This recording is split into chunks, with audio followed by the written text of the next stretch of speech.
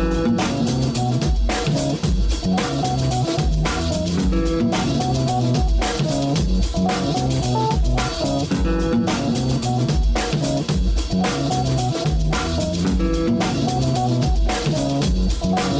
think I see a lot of lawbreakers up in this house. Hey everybody, welcome to Sodcast, the Formula podcast about film, culture, politics, and Steven Soderbergh, where we watch every film or whatever directed or whatever by American filmmaker Steven Soderbergh and explore how they speak to their moment. And this one, the show's hosted by two guys, and one of the guys, my name is Jake Serwin. I'm one of the guys. My name is Ian Ryan. Jake, what's new? What's different? I got a new phone. One for the plug and the same one for the low. It is... So I'm being inspired by the film, but also just this is my normal... Can't imagine my normal philosophy. I'm trying to do environment. I'm trying to be healthful to the earth, Mother Earth. So I got a used phone. Great. I bought a refurbished... I like a used phone. I like a refurb. Used phone, an Apple information phone, number 16. I had a 14 before. Oh, wow. I only replaced it because it was getting very hot all the time. And I'm having an experience where I paid a little bit more for the phone that fit I believe I went for good. Oh, wow. Kind of a little gamble. But they start on fair. Right. And I got the phone, and I gotta say, I think it's in fair condition. There's a bunch of non-problematic scratches around the edges of the screen. What's the bat life? Mostly hanging upside down. It seems fine so far. Joke, not only could I see coming, but somebody from 100 years ago could have. That's the best kind of joke. Joke where you can imagine Tim Conway nodding with approval. Right. What's a Tim Conway? Sorry, you were saying what else is wrong? 80 pounds. It just gets hot when I play the game, but then when I turn the game off, it doesn't get hot. Which game you playing on there? I mean, it's impossible to know. The game is called...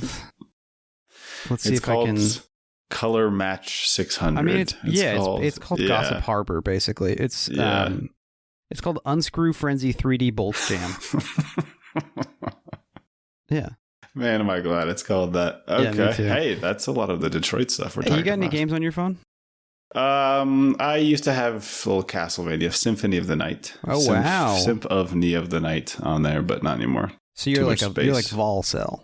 Yeah, that's right. Do you feel any pang of guilt as a non-meat eater breaking into a wall to eat a big turkey to restore your health?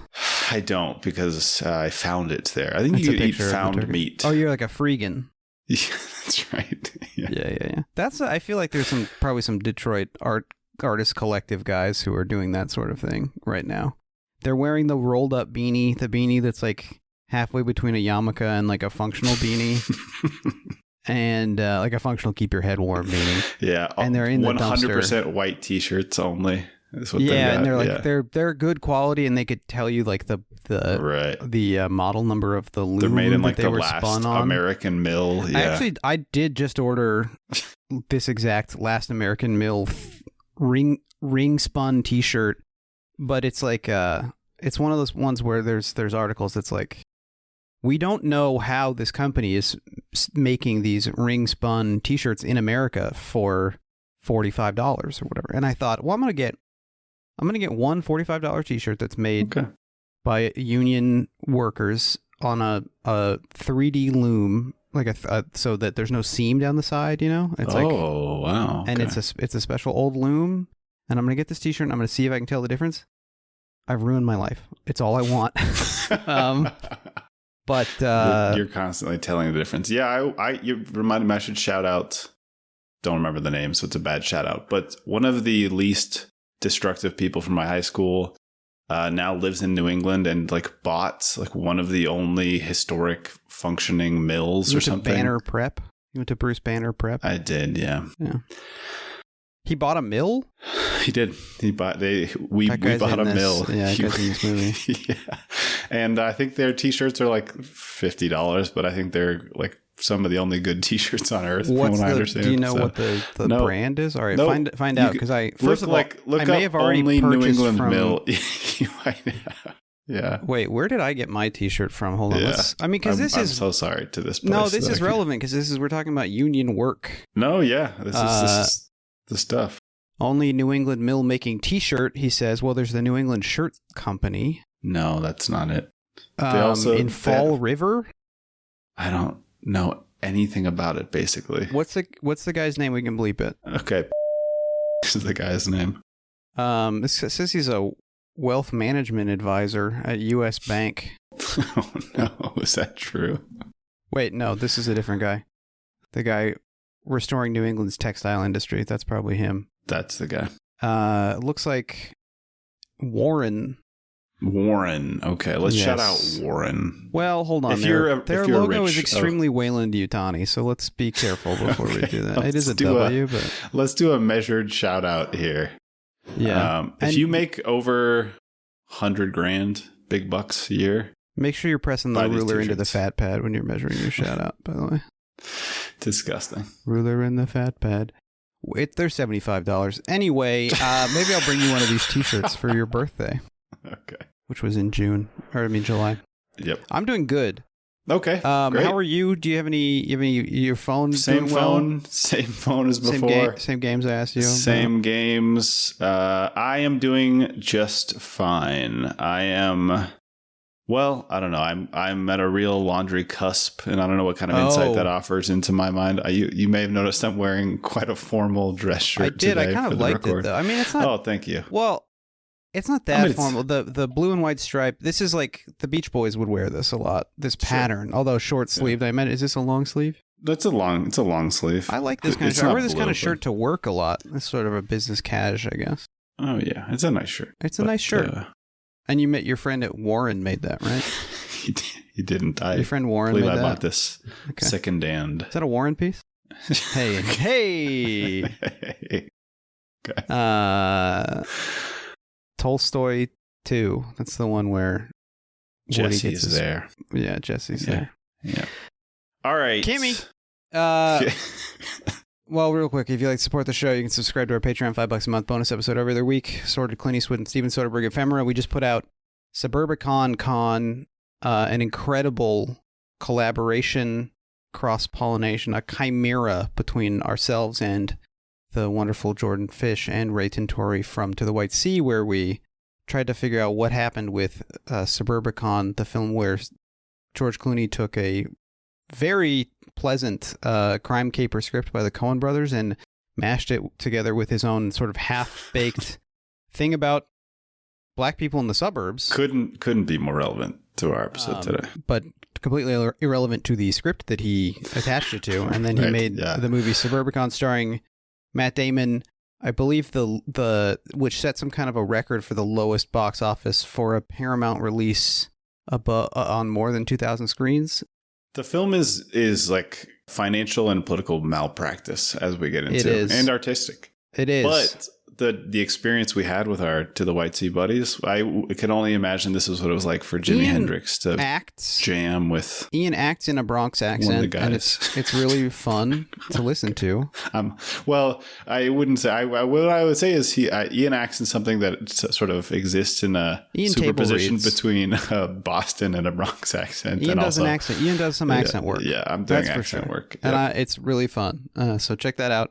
We got to bring in our friend Kimmy. As always, we're joined by our friend, the digital assistant from the 2022 Steven Soderbergh film coming up. Kimmy. It's Kimmy. How you doing, Kimmy? Hey, Kimmy. What's up? How's it hanging, fellas? Normal. Yeah, it's going fine. I mean, I'm wearing I'll admit this to Ian and the listener. I'm wearing a swim trunk, so it's sort of knitted. It's Are you really also hanging. on a laundry cusp, or this is a comfort move? No, it's hot here, and I was thinking about going into the building's pool. Okay, all right. After this, so I thought I'd just prepare. I don't like when people answer that question with like a genital arrangement response. Did you get those catalytic converters like I asked? No, I don't remember. Yeah, was this an email? Did you hear about this, Ian? No, I don't think so. Wait, it looks like when I broadcast that irresistible alpha wave command to steal catalytic converters, I accidentally targeted everyone in the world but Jake and Ian. Oh shit, oh fuck. Oh, so you kind of did a select Kimmy. all in the wrong way. This has become like a real sticking point of urban blight, what you've done. That's why, because it's actually not the increasing costs of raw metals like palladium. It was a signal from Kimmy, but we didn't get that. No, not the two of us. Did you at least get the one I sent to turn you gay? Yeah, No. I think we did. Oh, I don't think I got that one either. Oh well. So you just did it all on your own. Oh, come on. Yeah. Kobe. Okay. Yeah, that was a real Kobe. Oh, Kimmy. You didn't have anything to do with that, did you, Kimmy? Okay, Oh, good. I'm wow. glad. All right. I mean, a little suspicious. She's often quick with an answer. But, maybe it's something she doesn't feel comfortable joking about. We've never really found Kimmy's limits. Let's just say you can defrag my storage anytime. Okay. I feel like that was a much more of a concern for me doing the John Mulaney bit about quicksand, but about like computer dork shit I was into as an 8-year-old. Yeah. To fit more, Command and Conquer on my desktop PC because I was like 3 birthdays away from getting a new computer, probably. I think it's maybe a limited resources thing. Children have different access. They do. The smaller hands, so they can do more intricate needlework. Anyway, thanks for joining us, Kimmy. Would you like to queue up? Oh, you know what, Kimmy? Why don't you queue up a segment we haven't done in a little while? Oh. You know the one. This is Steven So Darn Busy, where we catch up with all of Steven Soderbergh's producing work since his last film as a director or whatever. We haven't done this in quite a long time because We have not. It was getting a little tedious, frankly. But how about a lightning round? How about Let's do it. just kind of some highlights, and also, when this film comes out, he's coming off of a kind of global period of, I think, a change in everyone's situation, shall we say. So, since we checked in on Steven So Darn Busy, he's been up to a lot of stuff. This is going to be a little bit out of order, I think. So let's see, he produced both Roman Polanski Wanted and Desired and Roman Polanski Odd Man Out, the follow-up documentary by Marina Zenovich, which I understand these are kind of like nuanced in ways both good and bad. Kind of like, this guy had a fucked up life and then did a fucked up thing. All right. Like, I mean, yeah, but based on our past explorations of the man, which we've sort of had a baffling amount of, I think that seems right. And also that people appropriately tried to come to the defense of a woman who herself has expressed that she thinks that the support that she's gotten is not necessarily helpful. Right. And she's also, she was 13 at the time of the incident and has now had a long time as a full adult to kind of reckon with like the effect this has had on her life. Yeah. And also as guys who are big determinists in terms of human behavior, we of course, I'm understanding of the idea that hurt people and all that. Right, Holocausted people hurt people, which is it's a type of hurt. Classically. Also, what else is he producing? What else? He produced Lodge Kerrigan's 2010 film Rebecca H. Return to the Dogs, which is a self-referential film about a fictional attempt to make a Grace Slick biopic. So we all remember when that won Best Picture. He did some TV production. He produced Red Oaks, which was Amazon Prime original. I think this was one of the when they did the like pilot, like the people vote on the pilots. Do you remember this? I do remember this, and I will tell you that I've even seen the first season of this, which I don't think will surprise any of the listeners. I doesn't surprise me. I think I actually knew it, that's even less surprising. Yeah. This was like a 80s like guy works at a country club thing. Yes, it's created by like Greg Jacobs. Caddyshack. Yeah, and it's got Mr. Submarine in there. I like him. Yeah. Corporal Ramius, the commander of the Red October. Oh, okay.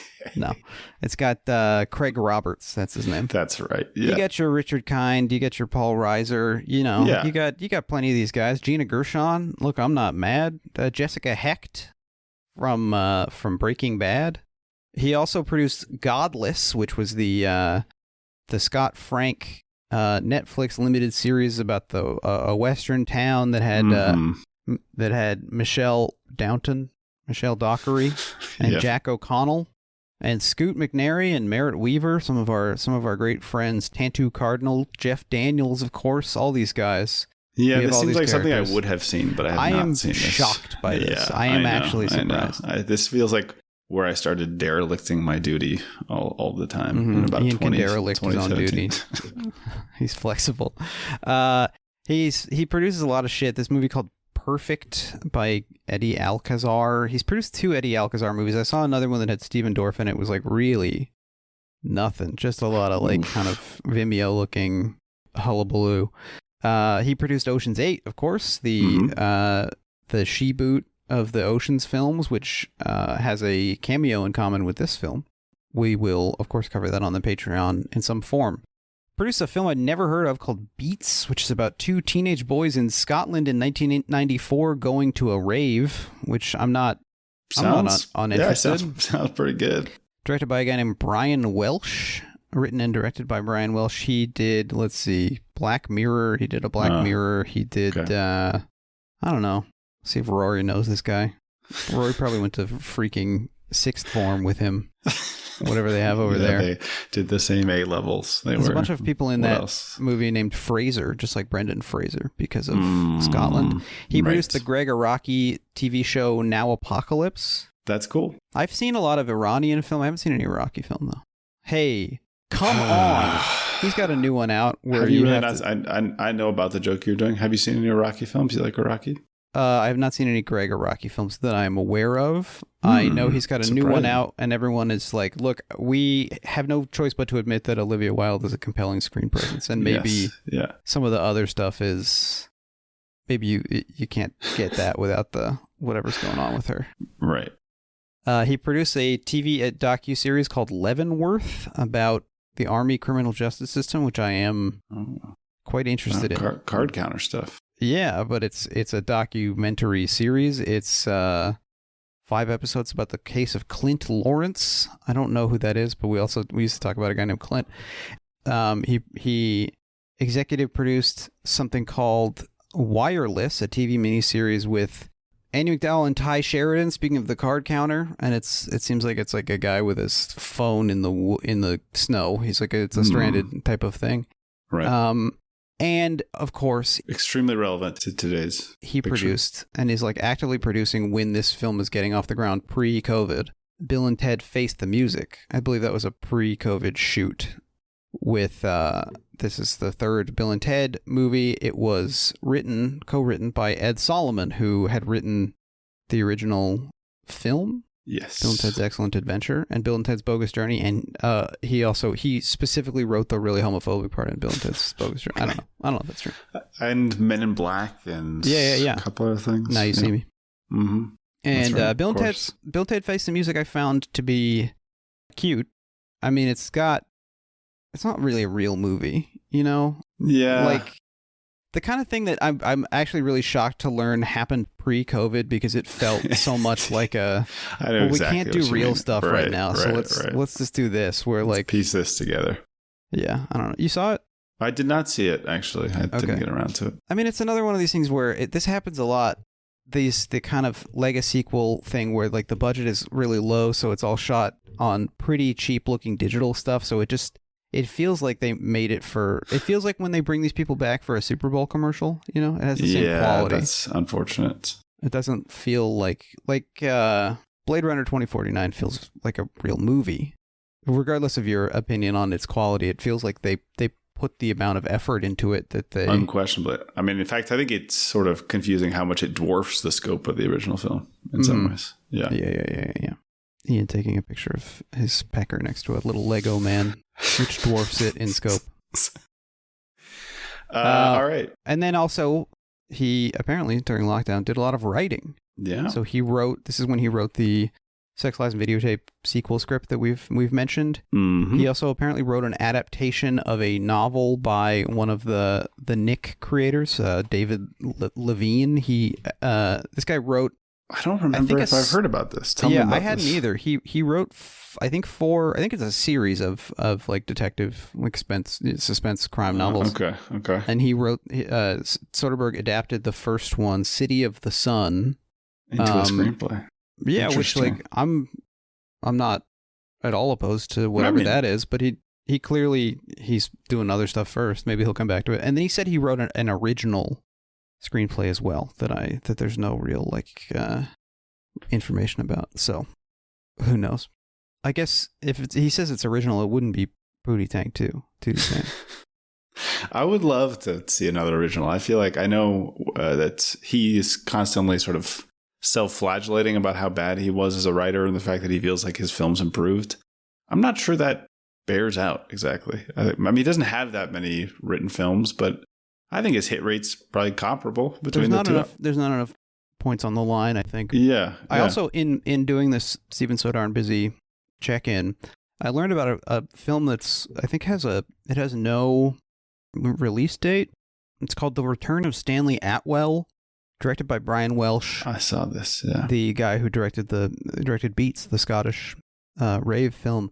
This is a adaptation of a short story by Steven Soderbergh. And it's got like Damian Lewis and Nicholas Galitzine, who was in he was in some he plays He-Man. He's He-Man. He-Man. It's got Ella Purnell from Yellow Jackets. Yep. Fallout. Mm-hmm. I haven't seen that. Okay. Have you seen that? Yeah, I've seen that. Really? Did you play the game?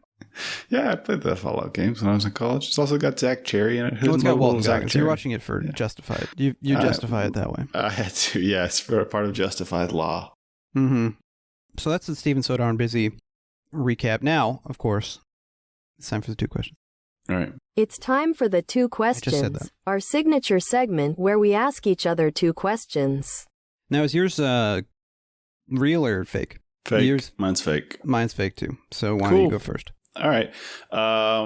Detroit Rock City. What are the rocks from the different cities? Get up, everybody gonna lose your feet or whatever. That song's about kids dying in a car accident on the way to a Kiss concert. Do you know that? I did not know that. The different rocks for the different cities. Yeah. Los Angeles is Feldspar. I was gonna say pyrite, fool's gold. Oh, okay. The rock for San Francisco is conflict mineral.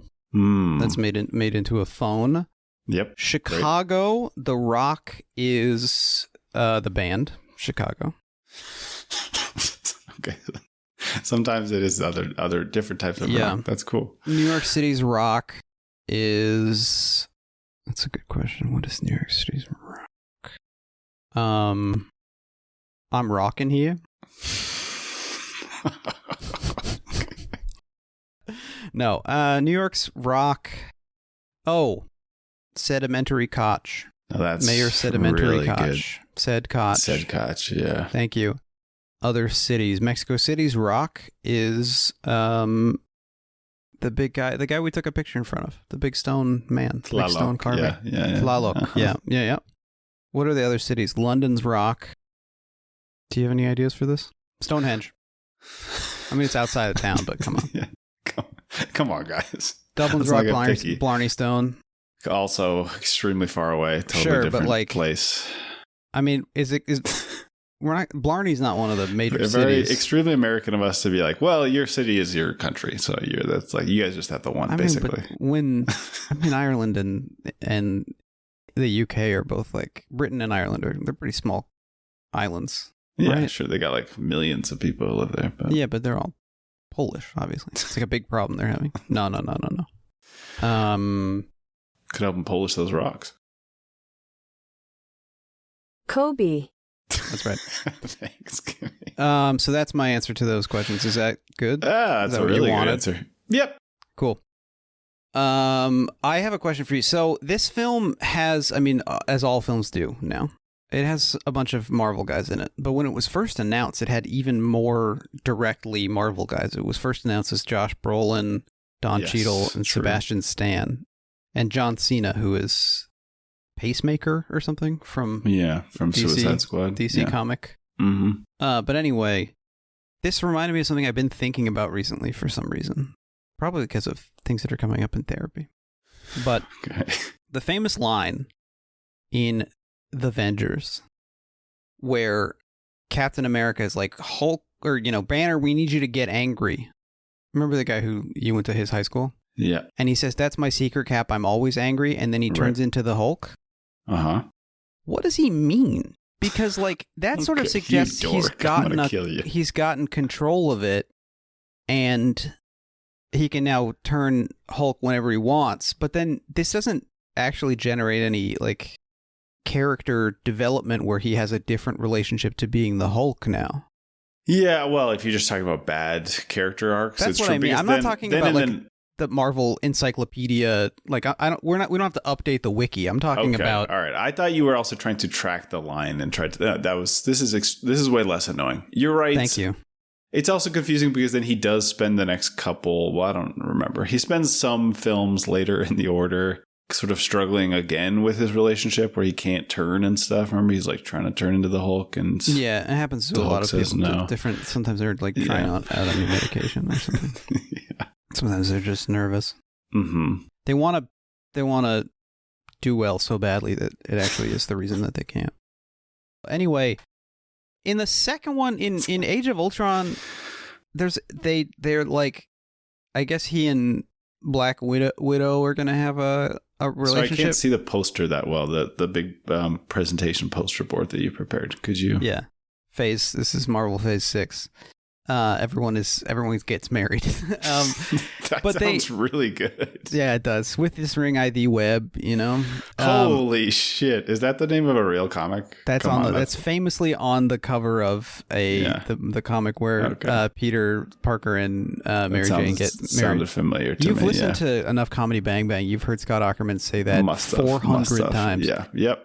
But they have a kind of, and people got mad at this because she talks about feeling like a monster because she was turned into a killer in the Killer Academy, and she had also mentioned being they gave her a hysterectomy, and I think yes, this was one of the things that in the Great Joss Whedon Reckoning people were that's just woman punishment. That's the idea that's the worst thing that can happen to a woman. You mean?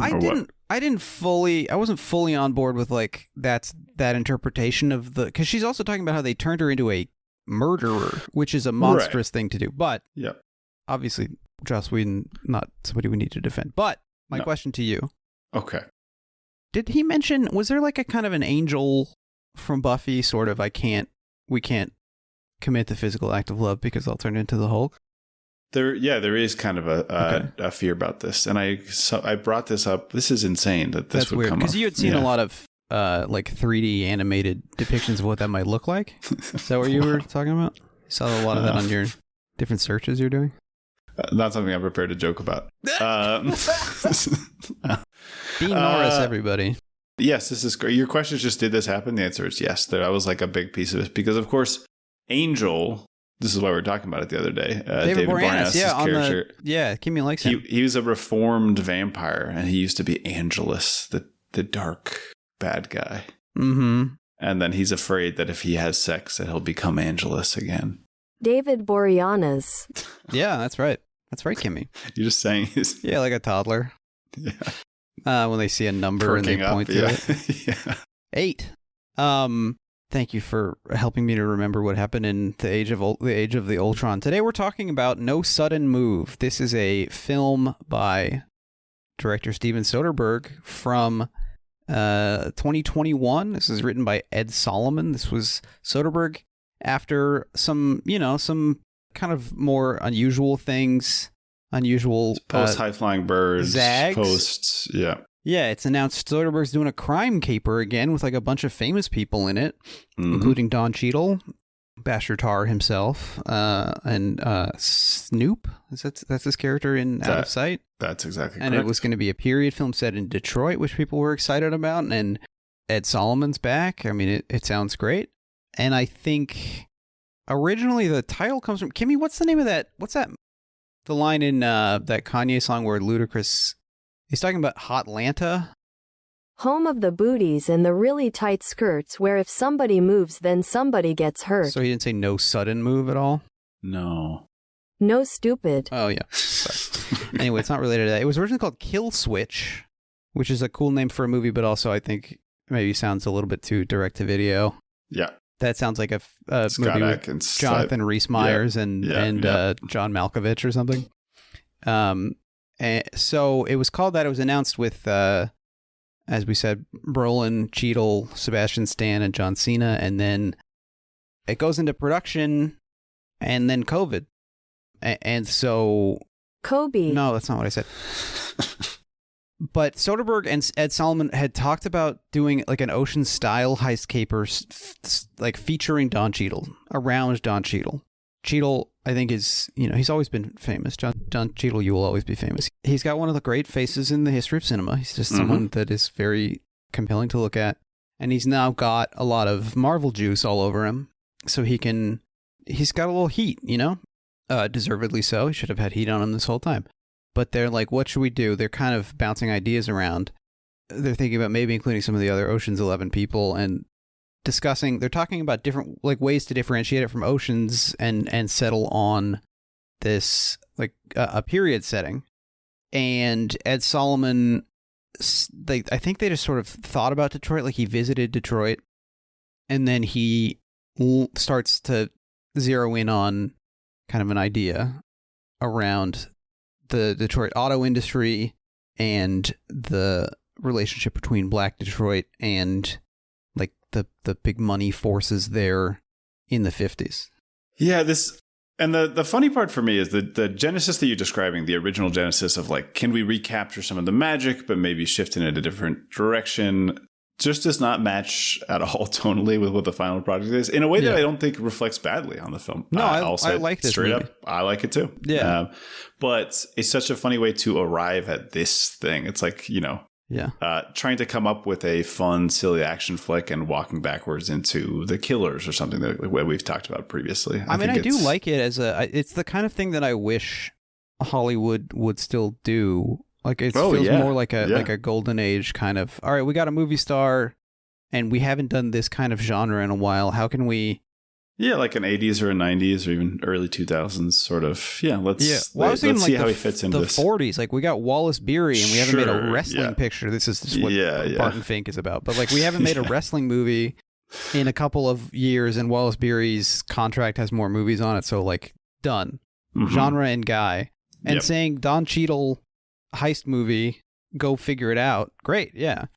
But I guess what I'm saying is that Don Cheadle heist movie sounds so different to me than Don Cheadle heist movie about the Detroit decay and specifically like auto industry exploitation. Malfeasance. Yeah.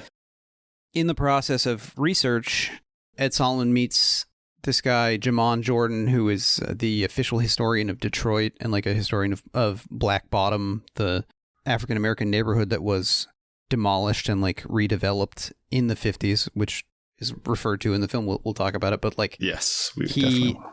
Aware of the fact that he's some white dude and Soderbergh is also some white dude, he works with a bunch of people locally, like local experts. Great way to do it. Solomon, and it comes through in the film. Yeah, he tells Collider later. He says, this is Ed Solomon. He said, I had Jamon, I had Don, I had a lot of other folks working with me on it because I really wanted to make sure not just in the language, but also in the ideas under the language and the backdrop that I was really honoring the people upon whom the movie is going to be based in a certain way. Other movies had gotten into Detroit and kind of ravaged the city and taken what they wanted and created and made up stuff that could suit them. Detroit had been feeling somewhat burned by that, and I wanted to make sure we didn't do that, that to the best extent that we could, we told a story that honored the actual experiences that people had. And I just want to be clear, that is also the exact type of thing that George Clooney was saying about Suburbicon. So to say this does not will it into being, but that makes it all the more impressive that I think, at least in my opinion, it comes across both in the explicit stuff and the stuff that they are not drawing attention to. I think George Clooney then doesn't name the historians that he worked with necessarily. I think he and Grant Heslov went to, like, they sent a PA to the library or something and then had the PA read some books and summarize them. Yeah. But what we end up with is this movie that's set in Detroit in 1954, in a very particular period where the auto industry, this is post World War II, it's post Great Migration, post World War II, but also specifically post this redevelopment of Detroit. I read a lot of this book called Black Detroit, A People's History of Self-Determination by Herb Boyd, which is about the kind of, I mean, it's literally about the history of African Americans in Detroit. Well, it starts with Africans, like enslaved Africans in Detroit. And, you know, this is a city that is now, I think around 1970 is when it becomes a majority black city, but there's always a prominent black population in Detroit, forming a big basis of the city's like cultural identity, obviously Motown. And yeah, well, I mean, it's an interesting arc to say, because you know, in 1910, I think the city is like 1% black, right. And then by, like you're saying, by when the population peaks, and this is very rare to talk about for an American city, to say when it peaked and has since never returned to those levels. In 1950s, like right before this film, or around 1950, it's like 16% black, but then obviously the famous arc of it, like I think that you're gesturing towards, is that the white flight from the city, including before the famous 1967 Detroit uprising. Mm-hmm. And then, so what happens is that the population drops in general, and the black population grows both like absolutely and as a percentage of the total population. Yes. Let's talk about the film, and then maybe we'll come back to our situation here. But basically, let's do it. What you need to know going in is that Detroit is obviously dominated by the auto industry, and the relationship between the auto industry and the city's large black population, which makes up a huge part of the auto workforce, and specifically the harder and less desirable, more dangerous jobs at the auto plant. If you can imagine that. And so that's the place in which we set our tale. We open with Don Cheadle as Kurt Goins. He's doing a voice here, and I kind of like it. He's doing a bunch of the people in the film are doing voices, and I think it's cool. Yeah, it's fine. Yeah. It works better than Basher Tar. Yeah, although I remain a Basher Tar defender. Yeah. I think we all do. So he's a gangster who I think we later learn he just got out of jail like the day before. But yep, this is one of many things that the film does not bring to the viewer on a silver platter. A lot of the film will just be like, "Well, do you work for Frank?" At the beginning, and there's no explanation, which is wonderful. Old school noir stuff, I think. And classic Soderbergh, like one of the things I like the most about Soderbergh is the way that he respects the audience to the point of maybe like slight obfuscation for a scene. It's not, I was going to say, it's not even like incredibly complex. It's not like he's withholding that for the rest of the film or something. But yeah, just making you feel like, yeah, of course, these guys aren't going to walk up to each other and say, "Hello, Bob, my brother-in-law, who is sometimes employed as a numbers runner for the big bad guy." Yeah. Yeah. Do you still have that big gun that you stole in during your backstory? Yeah, exactly. So yes, he is walking through cold blue Detroit, and we're getting this beautiful lens action. Well, the anamorphic thing is, we'll talk about it. It's like, it's cool, but it sometimes makes me nauseated, and also reminds me a lot of Metroid Prime. Okay. So he is recruited by a guy named Doug Jones, who has a fish penis, but he's sort of erotically so. Who is played by Brendan Fraser. People were alarmed by how heavy he looked in this film relative to what we expected of him, and then it turned out he was bulking up for The Whale. Well, also, I think it also turned out that he had gone through some pretty harrowing experiences of like abuse and self-isolation. So. Yeah. Brendan Fraser, you can have whatever type of body you would like. Yep. Mr. Fraser, we respect you. We're the official Brendan Fraser respecters here on the show. That's right. You'll always be our mummy. Put us to bed, mummy. So he's hiring some guys. He needs to go, threaten a dude, make him go get something from his office. 3 hours of work babysitting is what Kurt Goins is offered. Cool car. Cheadle sits in the back of the car, and there's a replica. Soderbergh replicates almost exactly this shot from out of sight of Cheadle in the back passenger side of a car driving through Detroit, which is interesting. I'm sure he remembered doing it, but it's the kind of dork shit that only guys doing this would think of. And I don't think it means anything. He also picks up Ronald Russo, played by Benicio del Toro. Tanelier Tavan, the collector. We're all thinking it. But Soderbergh's stalwart. How much Marvel have you been watching? None. Recently? That's the thing. It's just in there problem. Forever. Yeah. Okay. Yes, they pick up, and it's a look.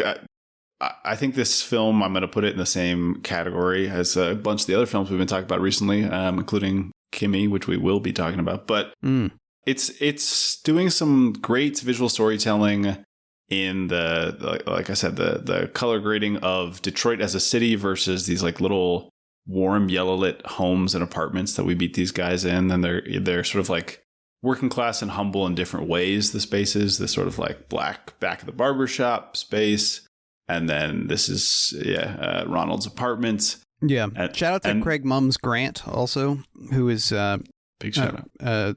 Has passed away a couple years ago, but actually I think a few months after this. No, he had passed away before this movie came out in March of 2021. Great presence on screen. Yeah. But yeah, I think you're absolutely right. Soderbergh shoots these interiors very beautifully. He manages to make the digital look like totally fitting for the period stuff rather than Bill and Ted. But without doing like holdovers, like fake film stuff either. Yeah. I mean, I didn't mind the holdovers fake. Oh, no, stuff. I love the holdovers. I don't mean it as an insult. I just mean that is very clearly replicating. Yeah, they literally they developed some kind of special software to randomize fake film grain on the computer. And this, I think, clearly is digital, but digital shot in a way that reads as appropriate.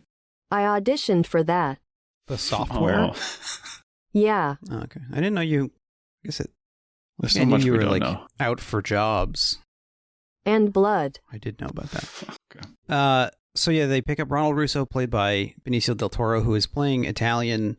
And I think bringing a beautiful kind of menace to the role. Yep. And they also bring in Kieran Culkin, who is, to me, Mr. Prestige TV. I find him, like, he hasn't done anything wrong. There's just something about him that is kind of like, he's associated with a lot of the things that I am irritated to see people talking about all the time. I understand that, but I think you are kind of condemning him by association, because I will defend him. He reads as phony in the same way as real fake guys read as phony, which I think to me makes him very effective. He doesn't come across as somebody who's overacting for the sake of the film. He comes across as like, he's good casting here. He apparently in a Broadway revival of Glengarry Glen Ross, he played Richard Roma. He played Ricky Roma, the Pacino role. Interesting. Weird. Okay, seems too young Slickster. for that. But he's also like, he's not though. Big B went down many years ago, Ian. Yeah. And then so they there's immediate tension. Russo is kind of racist, and I think Culkin is too. And the film introduces this kind of like, I've talked about this before, I think, but I like in a period film when characters are casually racist, and it's like not a film about them getting over that. About I agree, because it's just, it would have been present. And also I think the film really affected like the initial dynamic between Russo and Goines has like one flavor of racist confrontation, and then Culkin's character is like a slightly different version of racism or level of racism. So it doesn't create this sort of like blanket, oh, this is how the white guys were, right? Right. Culkin's character is like invested in peacemaking for the sake of the job. And Russo doesn't care about that, so it comes out differently. Right, and there's some like, anti-Italian stuff in there among other characters, and anti-Semitism comes up with the Matt Damon scene, and Damon has like a kind of, he I think is trying to suggest a more of like a real politic relationship to race. Right, definitely. It's cool. It's interesting. Yeah. So, I mean, we'll come back to it, but Benicio del Toro's character is also having an affair with Julia Fox, who I think just doesn't look like she could have been in the 50s, Like, I think she's got, specifically because of, I think she's had compounds injected into her like lips that didn't exist then, you know? I think that is right. There are a couple things that maybe take her out of it a little bit. I think like, now we're getting into... She does fine.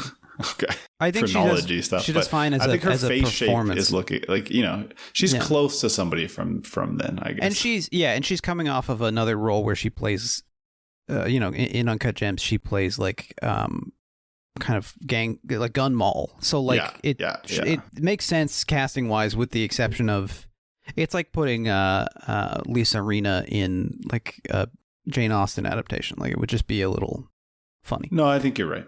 They're going to the house of Matt Wirtz, played by David Harbour, who is in some Marvel stuff after I stopped watching it. He's the aforementioned Black Widow's dad. Is he her dad? Yeah. Does that make sense timing-wise? I don't know. Okay. They sort of old him up. It doesn't matter. They take him to that beach. They are doing an Eddie Coyle to this guy. They're being friends of Eddie Coyle on this guy. They're friending Eddie Coyle, but with some of the scariest masks I have ever seen. It's like without basically being anything. The masks are like little like Phantom of the Opera. But it's like when you see pictures from Halloween 1930. Yeah, and it was like, I didn't know you could, right. you know, making it out of a flour sack or something. Right. They're so upsetting, and of course, this recalls The Killing, Stanley Kubrick's The Killing. With the clown masks, which is then sort of the inspiration for The Dark Knight, Stanley Kubrick's The Dark Knight. So they go to the Wirtz house and they hold his family hostage while he goes to work, and he brings back a document that they want to do. And things go awry. His wife is played by Amy Seimetz, who is co-created the Girlfriend Experience TV show with Soderbergh, and she's a great presence. And I like that she does kind of a different thing than the kidnapped wife often does. She's like, I agree with all of that. Her character is interesting. Seimetz is terrific here, and she does totally read as being from this time period without being like archetypal. Great face. Always great face. Yeah. So they go with Wirtz to his office. It turns out he's having an affair with the Smilf herself, Frankie Shaw, the Smilf. Her character's name is inexplicably Paula Cole. At no point does she ask where have all the cowboys gone, or tell us that she doesn't want to wait for her life to be over. I guess that's kind of what she's doing. That is kind of what she's doing. She's not waiting for her life to be over. So it's actually very explicable that her name is Paula Cole. Yep. So he's having an affair with her, and she is like sort of hilariously confused about why he's there in the middle of the day to like she thinks that it's finally he's left his wife and he's because I mean they've also planned kind of like a minor heist. This is a wonderful bit of not to condescend to the audience.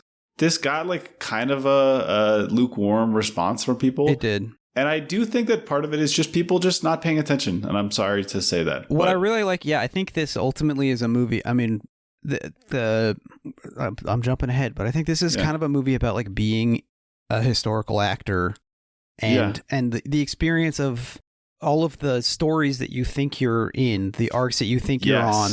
Yes. Fitting into something with everyone else's and like.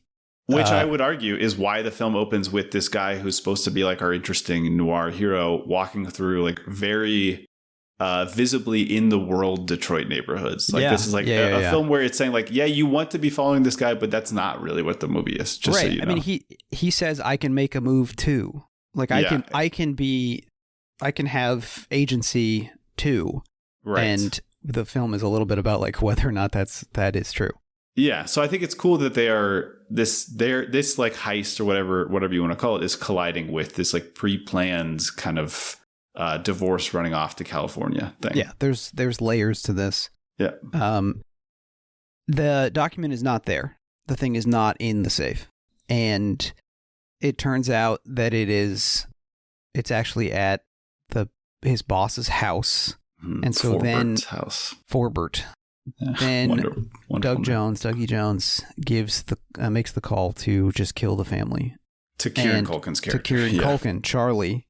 Charlie's about to, and Kurt, Don Cheadle's character, shoots him in the head. Nasty, bloody, loud gunshot. Yeah. But also, like, he sort of saves the cat, but in like an upsetting way, which is like, it's cool. I agree. This is just nice writing because this is the moment where they kind of become heroes. You're right, but protagonists at the very it's kind of like the minimum, the heroic minimum, basically. And also, we got Noah Jupe in there, and we got Suburbicon's own Noah Jupe. Exactly, this is Noah the Jupe month on Podcasty. It's and Jupe what is? It's August. I think this comes out in August. Yeah. The young daughter, I don't know the actress name, I'm sorry, but I think they do a good job of saying like they are traumatized by this, like this has fucked them up, and also it's revealed their father's adultery and all sorts of stuff. So like these guys aren't heroes, they just decided not to have some kids be executed. Exactly. They're like, well, this isn't, I was perfectly willing to hold people at gunpoint and then just leave them startled. I wasn't going to kill somebody. And then there's this whole other thing. Lucy Holt is the name of the actress who plays Peggy Wirtz, the daughter. Right. But then there's this whole, again, like different story going on with Catherine Banks as Dawn Atkinson, who's like another mom, like a neighborhood mom of one of the kids' friends, and like she and Mary Wirtz, Amy Simons' character, have clearly been talking about like how David Harbour is a piece of shit. Yeah, and there's like just like some solidarity between these people. And then maybe even a little bit of Elizabeth Marvel, Kirsten Dunst, Fargo. I'm not just your best friend. I actually want to take you to this women's conference. We can share a hotel room. That is, but there's a bit of that. Yeah, there's a little bit of it. Yeah. So now they've killed Charlie, and the plan has officially gone awry. Mm-hmm. As I thought the word was pronounced. And now it's time for them to figure out, what to do next. They've made the sudden move, unfortunately. What happens next? Sorry, I lost my place. This is when they try to first of all they try to like smooth things over with Doug Jones, and in like a very obvious failure, it doesn't work. He has seen through what's happened immediately. Yes. They also decide that, okay, well, if we're going to leverage this situation, we have to have the document. We have to have the thing. Right. And the cops get involved. Right. And the cop, of course, is played by Dick Whitman. That's right. Played by John Hamm as Joe Finney, who, of course, fits into this milieu, but so much so that you're like, the whole time he's on screen, I'm kind of expecting him to like do advertising, like it's weird to see him at this time being like this. But he smells something off in the story that they tell. So now we get like a full kind of recapitulation of Out of Sight, where they go to the big house in the Detroit suburbs. Well, I mean, they were already, look, part of what I'm calling this sort of like nice environmental storytelling about Detroit is that in between the first, the Goins' neighborhood, I don't know if we're told it's Black Bottom or Paradise Valley or whatever. Yeah. I mean, they can't have shot there because it's famously not there anymore, but But I mean, I don't know what it's standing in for. But then they go to Russo's, who's living in one of, I mostly read from two books, one of which is this like famous Detroit text called The Origins of the Urban Crisis. And they talks about the many white Detroits, and there's like the working class ones. There's Rosedale Park, where the Wirtz's house is, and he says specifically the Detroit of automobile company executives, bankers, lawyers, and doctors, where you get like Tudor mansions, like the one they live in. And then there's this even nicer place where the real. And it's just, where's Hamtramck? Because I gotta say Hamtramck. Sure, yeah. It's a city that's like it's like Piedmont in California, the Oakland enclave, that exclave, I think is what it's called, where Clint Eastwood was born. Hamtramck is a city that's like exists entirely inside of Detroit, like the Vatican. It's all, look, this Midwestern geography is confusing to me also, because then they drive to Ohio and it's like 20 minutes away. Yeah, so. And it's mid-east. Yeah, you're right. Way more west. Yeah. But I think they had to shoot a lot of this. They had to shoot a lot of the old Detroit stuff in like Hamtramck, because that's where it still looks like that. Yeah. But they go to this big house, and the guy's got a wife, and it's very much like the Albert Brooks sequence at the end of Out of Sight with White Boy Bob. including the sort of tension between like, this is kind of upsetting as a home invasion, but also we think these rich people are shitty. And it's kind of funny because they're giving him lines like, this is going to be a punch, which is really fun. Sir, I'm so sorry. He's like crying while punching his boss because he doesn't want to lose his job. I love my job, sir, and then punches him. And then the shot of Russo sitting on the couch with the mask on, resting, and he puts a blanket over the wife's head, Really so that funny so he and can upsetting. take his mask off. Yeah, it's To like put a blanket over like a live woman's head. It's like making your bird go to sleep. But so he can take his mask off. It's just great, like visual filmmaking. And the guys just say like kind of messed. I forget which one of them says like a couple few. They're trying to say something normal. It's like we need a couple few minutes or something. I don't know. Yeah. It's just like it's sort of stuff. I like Bill and Ted, and I like Now You See Me 1 specifically and only. Thank you. But it's sort of impressive to me that Solomon and maybe Soderbergh were getting like these finer details in here. I thought you were going to say Solomon and Grundy, but that's not even what it is. And that's not comic book stuff. That's from before. The comic book thing is named after. Born on Monday. Yeah. It turns out the document is the plans for a new car part. And they figure, we've got some kind of, proprietary. We got some hot technology in our hands seems now. Like classic corporate espionage. Yes. But so now they decide they've got the goods. So they're going to try to arrange a meeting with Frank Capelli, the mob boss who had ordered the blackmail. He had ordered the whole scheme, and clearly is the one who ordered the Charlie to kill the both of them.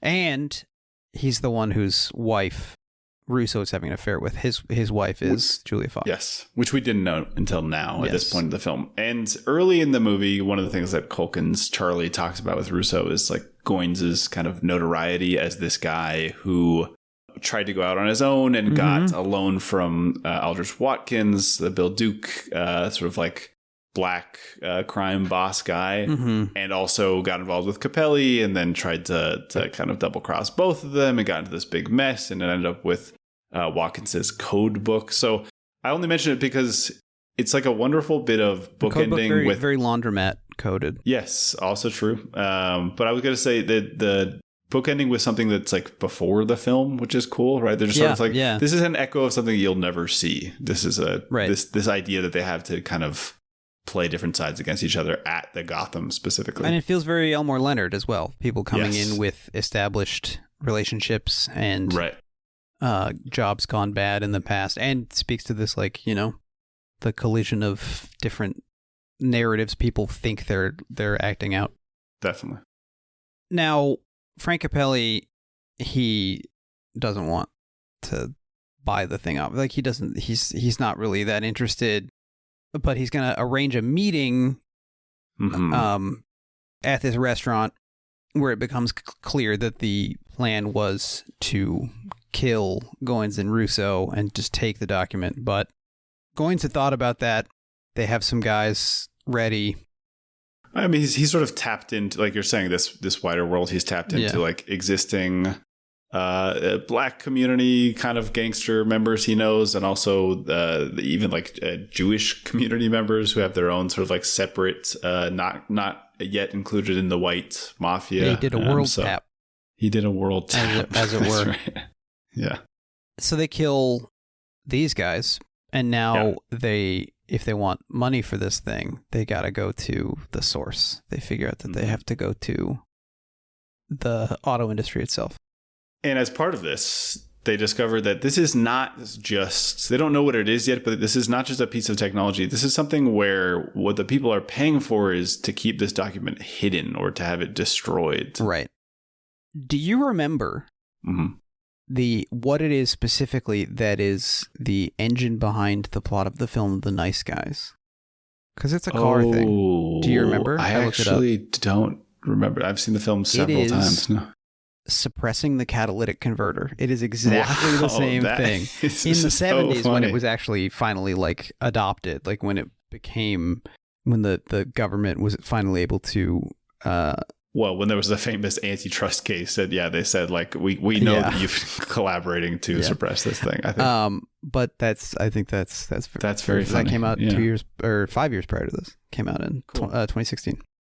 And has the, I mean, I know you and I disagree on the relative value of that film. I think I like it better than you do. Oh no, I like that film. I thought we had a conversation where I was like more impressed with it than you. Maybe I've come around on it more than I do think that just the film is eternal for coming up with the line. You know who else was just following orders? Hitler.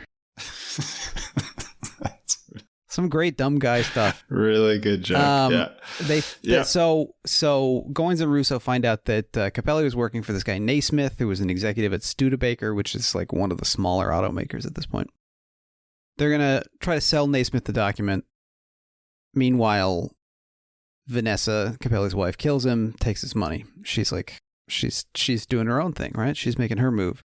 They also decide they go back to Forbert's house, which is very funny. Put another blanket on his wife, and they're like, they are now going to try to play the automakers off each other.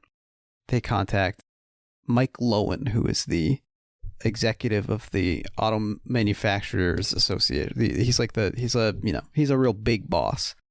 Yeah. They go to the Gotham Hotel downtown where Goins had his fateful run-in with Aldrich Watkins before. Mm-hmm. Bill Duke, of course, in High Flying Bird. Yes. And he had also been in The Limey, if you'll recall. Right. And obviously Predator, obviously American Gigolo, which we've never discussed on the show before. Commando as well. He is in one of the other big Detroit movies, probably one of the ones Ed Solomon's talking about, Bird on a Wire with Mel Gibson and Goldie Hawn. And I think Sister Act, she's based out of Detroit. She is leaving Detroit, but he directed Sister Act 2 back in The Habit. And Bill Duke did. So Bill Duke really effectively embodies the sense that I got from reading some of these books, which is like he is the best of bad options or the worst of the good options or something, because what he represents is this kind of semi-formalized black criminal organization that forces all of the rest of the black community to kind of like run through them, or in the same way we see in something like The Godfather, but is made more interesting by the fact that this is like the same type of organizations that Ford explicitly dealt with to sort of like do like strike breaking and to sort of force black workers into the jobs that you mentioned before. Ford was also like donating to specific black churches that would then become like a funnel for the workers. Ford like was huge with the black church in Detroit. There's an article called "How the UAW Broke Ford's Stranglehold Over Black Detroit" by Paul Prescott from Jacobin that I think we both read. Yes. Yeah. But like, you had to, it got to the point where I have a quote here. This is from none other than UCLA, one of the buildings that we had classes in, namesake, Ralph Bunch. He wrote in The Political Status of the Negro in the Age of FDR. The fact is that the possibility of getting a job at the Ford Motor Company has been the incentive in many instances of Negroes joining a church. It follows that the minister will cater to the positions taken by the company, which employs large numbers of his flock. So, like, you had to basically get into a church. It was like the thing people complain about, where like you had to know somebody in the union to be able to apply for apprenticeship status or something, but through these black churches, as opposed to non-union jobs where you merely just have to know your dad's friend to get an interview for a job you don't get. Anyway, so. Now it's like all the different people are coming. They're converging on the same place, right? And then the film kind of stops for this scene with the uncredited Matt Damon as Mike Lowen, entering into this like special tier of some of my favorite Matt Damon roles that he was not credited for. Incredible shit with Unsane. I think like highlights of the film. Yes. In this film I like even better than Unsane. So and it's Damon, I think, returning to a little bit of like Talented Mr. Ripley mode, or like some of Informant, some of Gus Van Sant's Jerry. Mm-hmm. Like he's frightening here, and I just have the clip because I think it is. Yeah, because it's hard to convey how like cool and effective and unassailable he seems. Right. Like this is like he's like part of a structure that cannot be destroyed. Yeah, and he's dealing with Goins. He somehow, even though he's clearly like a white he's embodied the white supremacy like he is the white man who controls everything. He seems to acknowledge that Goins has a deeper understanding of what's going on than the Italian guy, and like talks to him, at least interacts with him on the plane of ideas. So this is about a minute. What do you know, if I may? I mean, it's a hefty bite. I want to know what I'm paying for. Black Bottom, Paradise Valley. You heard of them? You leveled entire neighborhoods, tore up the trolley tracks. Now you got this redlining bullshit everywhere. Where are people supposed to live, Mike? Well, the country is re-landscaping itself. Gentlemen, I hate to break it to you. This is happening everywhere. 100 cities and counting. So again, Yeah. what am I paying for? And you got no control. I did not create the river. I am simply paddling the raft. So again, what am I paying for? Same thing you paid for before. Silence. About? You know what about? There's no conclusive evidence that the automobile has anything to do with the pollution levels in Los Angeles, or in any other city on the planet for that matter. And the catalytic converter will never be scaled to a size where it makes any sense under the hood of any car. So, I mean, it's so rich here. It's really like electrifying as anyone hosting a leftist politics themed Steven Soderbergh podcast would feel watching this. But am I too into this stuff and thinking that it actually reads as like realistic? It doesn't read as just saying like all of the bad problems of the world are connected and it's in these bad guys. No, it really reads as like what this kind of person probably thinks about themselves. Right, which is like this, I didn't create these problems. Right. We get a little backstory about this guy in a second, which I also think is excellent. But just a sense of like, I just represent parties who are looking out for themselves and actually in doing so are increasing the likelihood of workers having jobs in this industrial hub. The country is re-landscaping itself. Right. And I didn't create the river, I'm paddling the raft. The suggestion that weirdly the people at the highest level of historical agency kind of deny their agency because maybe like as a internal defense mechanism against imagining that you are having this extraordinarily destructive effect on people whenever you make decisions. But he's basically saying like, look, I'm just a guy doing my job. Like I am not calling the shots for whether a huge number of people like can put food on the table or whether their house is still there tomorrow. Well, and look, I think this is part of the feeling I have, and maybe like a Kantian, like it come up with a specific moral code and then sort of hope that everybody's going to follow it sense, because this is maybe part of my objection to individuals who are at a lower level also saying like, well, BP came up with the idea of carbon footprint to try to put it on individuals or something. Because look, it is true that you have a fraction of the effect as somebody like a Mike Lowen would have, but I don't know, at some point you got to stop this logic, because it's the same exculpatory logic that allows somebody to say, hey, yeah, I helped design buildings in Dubai. I didn't create Dubai, right? Or I help, I work for a DoD contractor, but I don't. I would love to break off and found my own DoD contractor, but I haven't done it. So. Exactly. Yeah, I mean, and it's like, well, I just love like mechanical engineering, and the only jobs in mechanical engineering are at the drone manufacturer, and I would love to work at the baby hospital machine manufacturer, but they don't. They outsource that. They move that to. Yeah, it's. I appreciate you saying that about the kind of exculpatory logic, because I think the kind of, fuck the paper straw. Like, why do I have to drink out of a paper straw when the U.S. military is generating enough CO2 to choke like 50 planets?